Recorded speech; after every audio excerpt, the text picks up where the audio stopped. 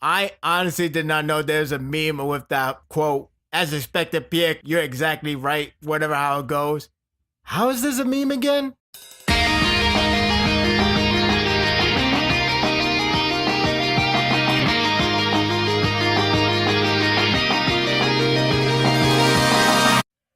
Wow.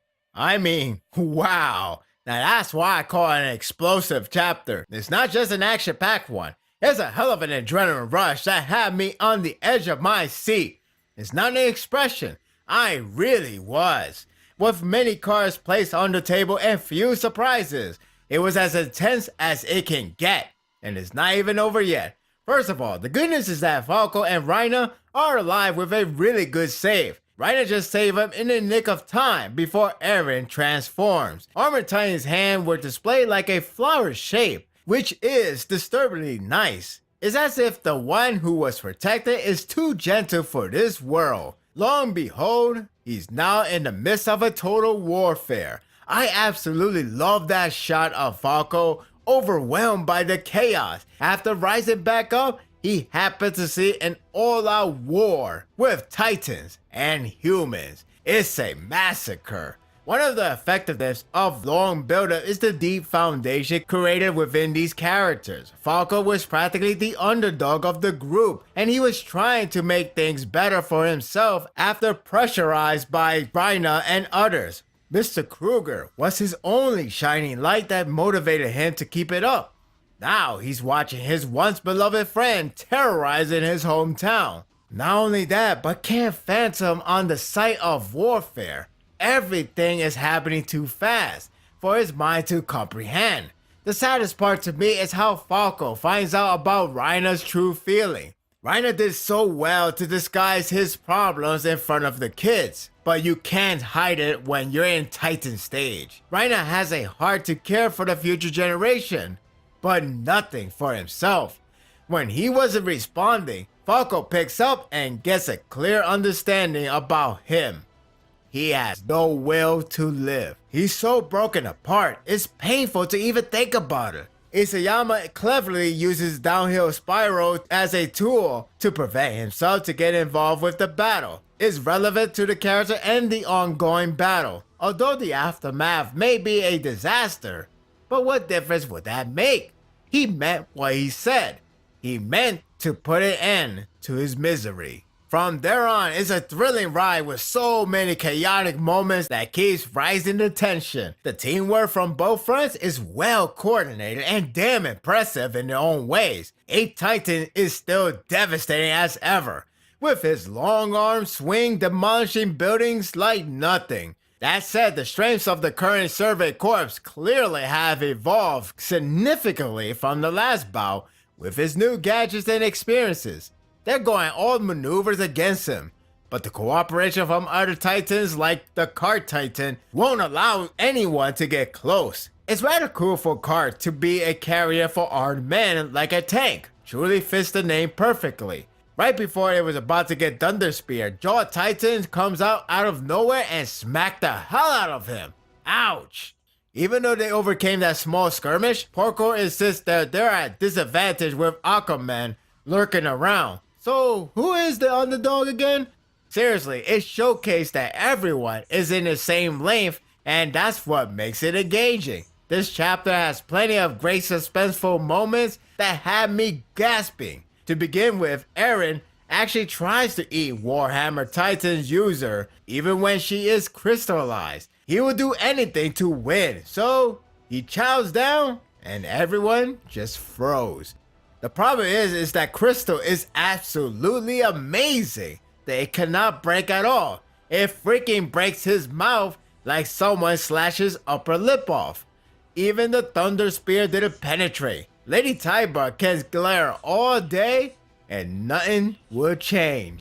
I would assume that it would mean that Ani hasn't broken free yet, or perhaps Eren is unaware of the status. I'm not saying to give up your hope on her, but it is a suggestive idea that could translate to that. Eren has improved wonderfully by leaving and entering Titan after 3 times and not a moment of slowing down. It's amazing when the anime resumes, we're going to see his novice days of struggling. In the manga, He's professional and clever. I don't know what his plan is, but he got to make it quick. The difference between Porco and Pieck in terms of handling the warfare is clear. Porco comes off as a pure rookie and can't control his temper or emotional distress. Pieck, however, is thoughtful. If it wasn't for her, Porco would probably have a panic attack and miss off combat. He already feared of the Survey Corps taking him on like a normal soldier, so her thought-provoking statement does help out. I can see why she's fans' favorite, though I do like her as well. It's a necessary moment for us to believe that Marley has the upper hand. It's only a matter of when they will come out. On the other hand, it is Isayama's ploy to believe otherwise when that moment happens. It's amazing how the shift of emotional focus goes to Falco and other Marley soldiers, as if we followed the villains all this time since chapter 1.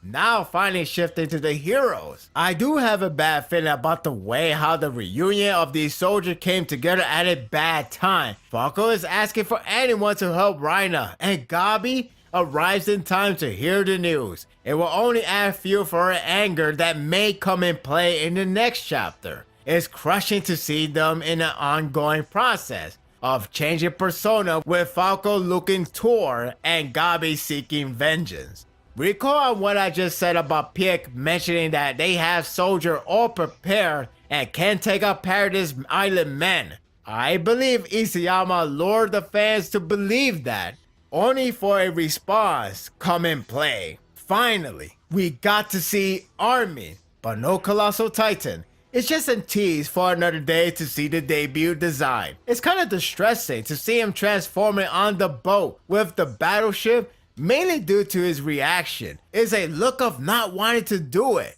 but it has to be done. Polar opposite from Eren, who does it and go with it. It could create a new character arc of which a user doesn't want to use a Titan.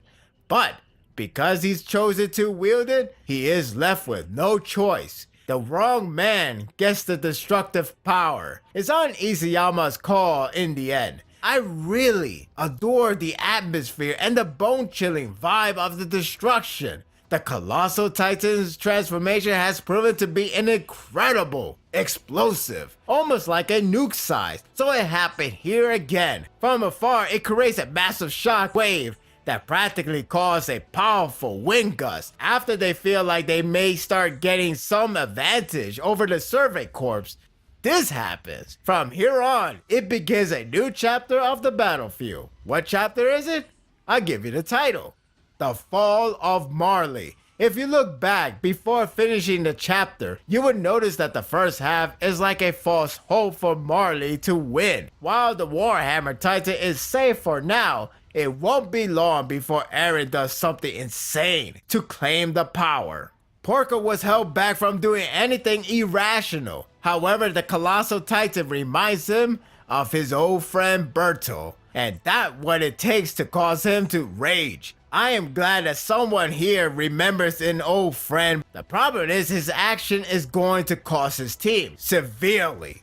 How bad? Well, let's say Ape Titan getting taken out bad. Yeah, that bad. That silent holy shit moment is so good. It's pretty surreal to see the Ape Titan to be taken out in a matter of a second. The expression from everyone made this moment extraordinary. You can grasp the tension of a massive shock. Hell, I was even shocked with my jaws open.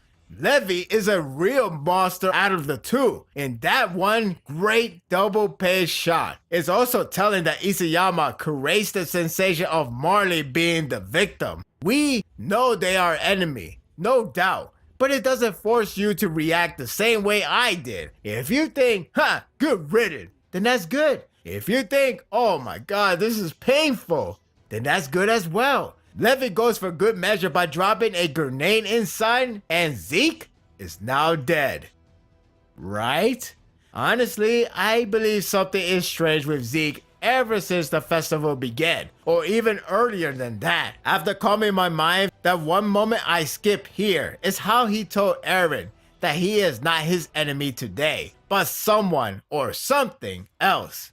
The most questionable moment is when he told Levi that time is running out and he holds a clock for something. I would assume it has to do with what John mentioned here as well, but I am not so sure. The execution is convincing to be a ploy from him since it did come out of nowhere, and he took his time to let everything happen and serve a corpse advantage. If he and Levi are working together somehow, why? What would convince them to work together, especially how much damage they cause towards each other? In short, I don't think Zeke is dead, but part of a ploy that we may be onto something or just our imagination. Either way, it didn't take away the breathtaking moment. It was fantastic. What's not fantastic is what happens next to Pick. As much as I like the action here, the part that happens to Pick is pretty damn brutal. I mean, good God almighty. Just when I was talking about her being a fan favorite, it becomes a slaughterhouse, or more like a slaughtered cart. I'll stop now. When Sasha aims for the headshot, and bang! Right between the eyes. Sasha got even sharper at her shots. Just how many potatoes was she offered for this? John was getting his payback on Cart Titan, and he wasn't going to let any second miss. The call to attack it leads to some brutality display of wreckage. It's like watching a Mobile Suit Gundam series, seeing the man inside getting blown up as the carrier inside slowly breaks apart. Piek may have not died instantly, but those brute forces of Thunder Spears have to be deadly enough for her to spill massive blood, while as a Titan, it's pretty much overkill. She has to be out of combat for a long time. That said, damn, what am I rooting for again? The cliffhanger leaves a great suspense that is going to give you a headache from many possibilities. It stops right when John is about to shoot Peck to secure the kill, but Falco gets in the way to prevent him from firing. This could go to many ends, including an outcome that has someone to die. Will John die by, say, Gabi, if she still holds the rifle? God, I hope not. Will Falco get killed here? That would suck too. Will everything go normally, as in no one dies and just let Pick live? I don't know, but I am really worried for the next chapter. And that is oddly a good thing. Yeah. What a chapter this was. It was explosive from start to finish. There are plenty of moments that will get you amped up, like Levi taking out 8 Titans, despite the mystery behind it, or emotional with Reiner letting his life to dust, metaphorically speaking. The action is tense and brutal, with a lot of clashes and destruction. The artwork is solid with great panel shots of the landscape and dark tone atmosphere. There are plenty of suspenseful moments that the chapter even ends with a suspense that could result a horrible outcome. I am seriously scared to read the next chapter. And that will do it for the review. I hope you enjoyed this one. Seriously, why you have to exclude Heki? He's the best candidate for the general. Yeah, I know he lost the resources, he caused more men lose their lives. I understand that, but that's just a simple mistake. Everyone makes mistakes, right? Come on. Shin make mistakes, Moten make mistake, even Osen makes mistake. Give a Heki a break. Unless the build-up is that Gyo-on will be defeated by Heki. Yes, I know he's in the other side, but maybe he would travel all the way there to go against him. Won't that be amazing? That would be amazing. Share your thoughts in the comment. If you like this and want more of this, subscribe to my channel, and my world will be yours to stay. Until next time, take care.